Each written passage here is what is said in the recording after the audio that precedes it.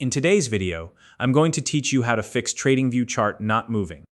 If you've ever found yourself staring at a Tradingview chart that seems frozen or unresponsive, you're not alone. This can be frustrating, especially when you rely on real-time updates for making important trading decisions. The good news is that this issue is usually easy to resolve with a few quick adjustments in this step-by-step tutorial. I'll walk you through exactly how to get your chart moving again so you can stay on top of the market. If you're new to Tradingview, you can find a link in the description below to create your account and start using this powerful tool. Now, let's dive in and get started.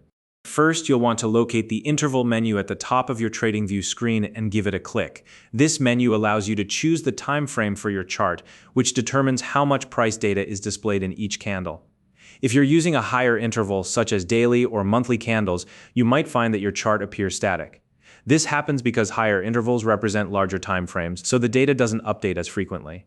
To fix this, you'll need to select a lower time frame. Options like 1 minute or even 5 seconds are great for viewing real-time price movements, as they update much more frequently. Alternatively, you could switch from daily to hourly or minute intervals to see updates at a pace that's better suited to your needs. Next, take a look at the price scale on the right-hand side of your chart. This is where the current price levels are displayed. If the numbers on the scale appear frozen or aren't changing, it's a clear sign that your chart isn't updating properly. To address this, look for the small A button located directly on the price scale and click it. What this does is automatically fit all recent data into view while adjusting the scale to ensure everything is properly aligned. This is particularly helpful if your chart has become off-axis or if you've accidentally zoomed in or out too far.